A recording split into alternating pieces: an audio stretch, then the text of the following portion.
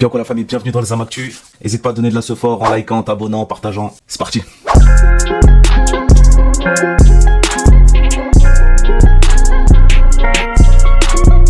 Alors la famille, petite réaction sur Mathilde Panot qui va parler du sondage IFOP, donc le récent sondage sur les musulmans.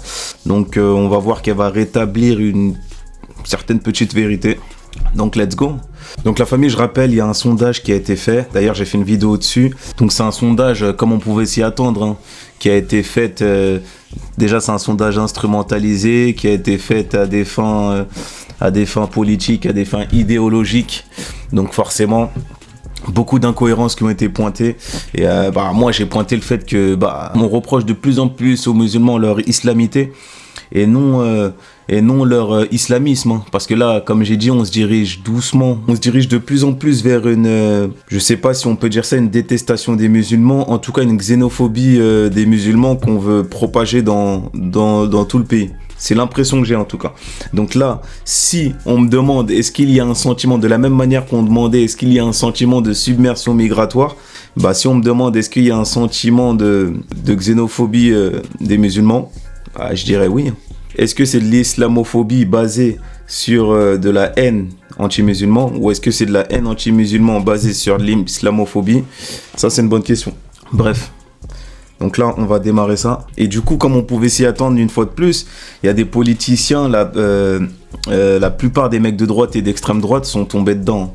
Ils ont alimenté leurs propos en pointant justement ces sondages-là. Donc je crois qu'il y avait le 46% des musulmans préfèrent la charia que la loi de la République. Vous voyez Sarah Knafo, Zemmour. Quand ils sont allés sur leur plateau, ils ont tous pointé ça. Et c'est dommage parce que c'est pas la réalité, tu vois. C'est pas basé sur, comme j'ai dit, hein. De toute façon, regardez la vidéo. Franchement, c'est tellement incohérent en fait. C'est tellement. Déjà, on reproche aux musulmans de fréquenter de plus en plus la mosquée. On reproche aux musulmans sa pratique religieuse. On reproche aux musulmans de jeûner. On reproche qu'il y a plus de musulmans qui jeûnent. On reproche qu'il y a plus de musulmans qui se voilent. En fait, c'est des trucs. C'est comme si on reprochait aux juifs qu'il y a plus en plus de juifs qui mettent la kippa. C'est comme si on reprochait aux chrétiens qu'il y a de plus en plus de chrétiens qui se baptisent. Franchement, c'est des trucs lunaires. Et une fois qu'on a pointé ça, on se demande aussi le nombre de personnes qui ont été sondées. Apparemment, c'est 1000 personnes.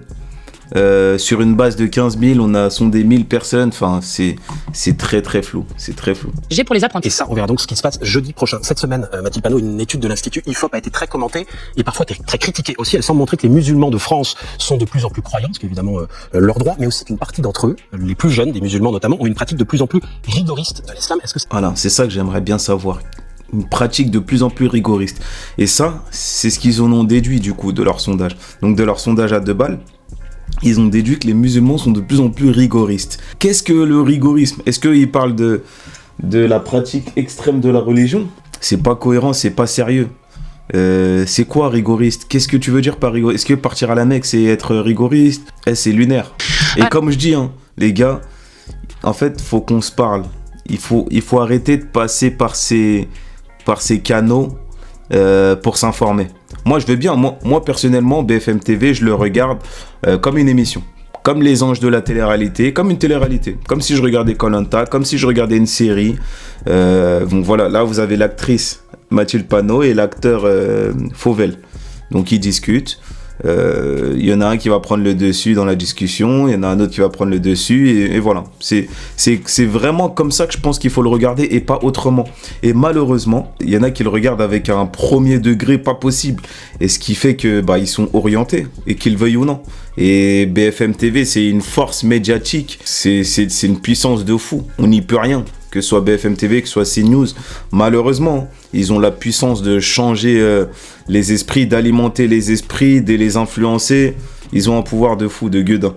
Alors bon, d'abord, il faut dire que ce sondage, il a été commandé par une officine d'extrême droite. Ça, c'est... Déjà, voilà, déjà. Déjà, tu pars avec grave pas d'objectivité. Le bail, il a été commandé par une officine d'extrême droite. Et encore, hein, ça va prendre avec des pincettes, et normalement je devrais parler au conditionnel. Donc le bail aurait été commandé avec une officine d'extrême droite. Si tel est le cas, frérot. Déjà là, normalement là, la vidéo, je peux l'arrêter là, ça y est, je peux couper le truc et je peux tailler. Extrême droite. Donc les questions, elles seront soit mal posées ou soit orientées. Enfin, tout est possible. À partir de là, tout est possible. La première chose, et avec une méthode qui n'est absolument pas rigoureuse. Ça a été décrypté par plusieurs de vos confrères et consoeurs journalistes. Par exemple, un des chiffres qui est beaucoup sorti, qui montre que 46% des musulmans de ce pays seraient pour appliquer la charia en France. Alors que le terme charia n'est pas dans la question qui a été posée. Exactement. Voilà, tu vois. Et il me fatigue. En plus, c'est le journaliste qui le dit. Hein. Et le journaliste, il dit pourquoi? Parce qu'il sait que Mathilde Panot, elle le sait, je pense. Sinon, elle l'aurait pas dit. Donc le terme charia. Donc cette question n'a pas été posée. Donc ce que Sarah Knafo a dit dans les plateaux, il ne serait pas plus tard qu'hier chez Public Sénat, elle a dit 46% des musulmans veulent appliquer la charia. Elle a dit, vous vous rendez compte que 46% des musulmans veulent appliquer la charia dans notre pays? Vous avez pas peur? En fait, je crois que vous vous rendez pas compte les gens comment. Et là, donc là, Sarah Knafo, elle a agité une peur basée sur un mensonge. Vu que la question n'a pas été posée. Encore une fois de plus, on parle au conditionnel parce que j'ai pas vérifié l'info.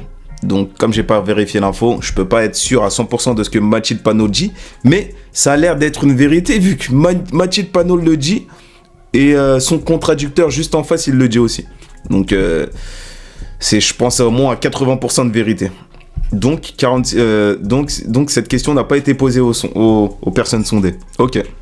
Que tout le monde comprenne, le terme charia n'a jamais été utilisé lorsqu'on posait la question aux gens. Mais pire que ça, si vous... C'est bien qu'il y a des gens qui font... franchement, c'est bien qu'il y a des gens qui font des contre-enquêtes. Hein. Parce que, frère, s'il n'y a pas de contre-enquête derrière... il n'y a que 15% des personnes interrogées qui disent qu'ils sont pour l'application de la loi musulmane en intégralité, et il y a ensuite 31% qui disent que la loi musulmane doit être adaptée aux règles du pays où l'on vit, donc qui n'a rien à voir avec ça. Donc on a agrégé des résultats qui n'ont rien à voir. Vous considérez que ce sondage est un mensonge? Ce sondage on a agglutiné des choses qui n'ont rien à voir les unes avec. C'est exactement ça, et c'est ça que j'avais dit dans la vidéo. En fait, on a réuni fréquentation de mosquée, jeûne, voile, nanani, plus plus d'autres questions. Il y avait même la croyance en Dieu. Est-ce que vous pensez que c'est Dieu ou bien c'est la terre qui a raison? Waouh, c'était vraiment un mélange de n'importe quoi pour qu'à la fin on puisse dire, vous voyez, les musulmans sont dangereux. C'est incroyable. Moi, ce qui me fascine, c'est que les électeurs d'extrême droite ou de droite n'arrivent pas à le voir, ne le voient pas. Ça fait flipper par contre. Parce qu'ils sont dans leur matrix.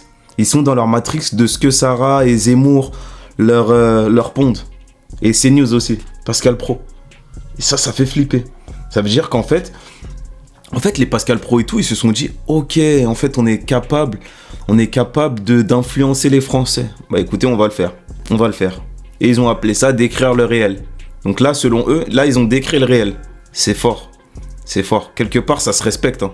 Quelque part, un travail de pisser dans le cerveau de cette manière-là, franchement, quelque part, ça se respecte. Les autres. C'est-à-dire que, par exemple, je te cite une autre question. On a demandé aux gens, estimez-vous qu'un musulman peut rompre avec l'islam? Vous feriez pire en termes d'islam. 73% juge acceptable de rompre avec l'islam. Ouais, et combien c'était la dernière fois? J'ai pas le chiffre en tête. 43%. Donc ça montre qu'il y a de plus en plus de musulmans et de musulmanes de ce pays qui se disent qu'on peut rompre avec l'islam. Quand vous regardez, par exemple, sur la question qui est faite sur de savoir est-ce que les musulmans et musulmanes sont plus religieux dans ce pays, eh bien, il se trouve que les catholiques aussi, que les personnes juives aussi. Donc maintenant, ce sondage a été fait pour une seule chose. Et c'est pour ça que l'extrême droite l'instrumentalise. À ce point, c'est pour accréditer la thèse des chocs de civilisation dans ce pays, le fait que les musulmans de ce pays seraient des sortes d'ennemis de l'intérieur, et c'est insupportable. Moi, je veux redire, lâchez la grappe aux musulmans de ce pays. Lâchez-leur la grappe. Ça suffit de les présenter comme des terroristes en air. Pour être parfaitement clair, Mathilde Panot, vous considérez que l'Institut IFOP a menti, qu'il s'est fait avoir, qu'il a triché sur les réponses? Écoutez, l'Institut IFOP, quand vous regardez les petites notes de bas de page qui sont faites, puisque c'est comparé avec une étude d'il y a 30 ans, montrent que eux-mêmes disent, il faut prendre les résultats avec beaucoup de précaution parce que je ne sais quoi.